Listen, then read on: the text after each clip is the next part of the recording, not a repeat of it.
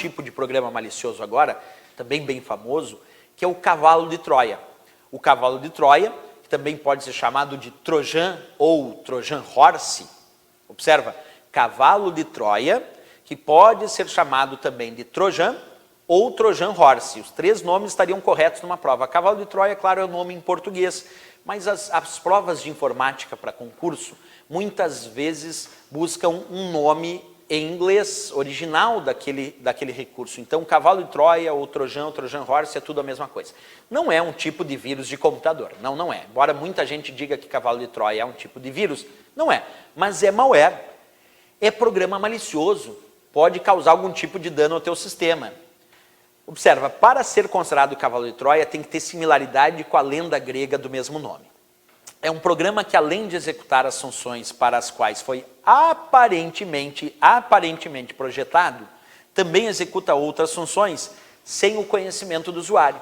Então, quando a gente tem a ideia de um cavalo de Troia, quando tu verifica, ele parece ser uma coisa, quer dizer, ele parece exercer uma função. Mas, na verdade, quando executado, ele exerce uma outra função maliciosa sem o conhecimento do usuário.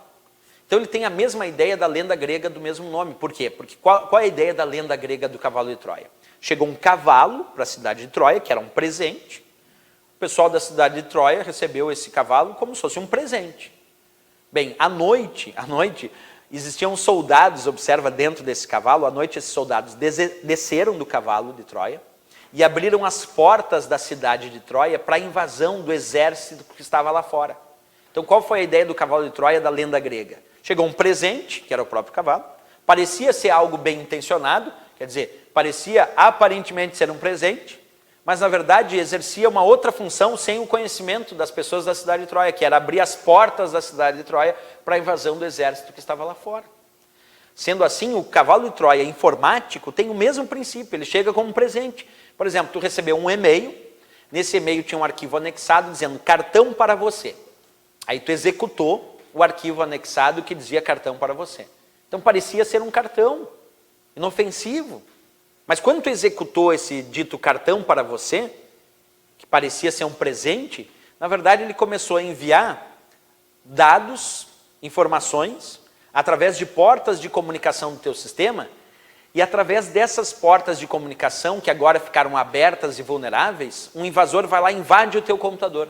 Nesse meu exemplo de cavalo de Troia, ele chegou aparentando ser uma coisa, um cartão.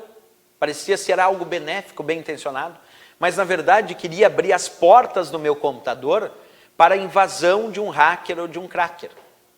Não tem que cuidar muito essa história quando a gente fala sobre o cavalo de Troia. Ele aparenta ser algo bem intencionado, mas na verdade quer exercer uma função sem o conhecimento e sem o consentimento do usuário.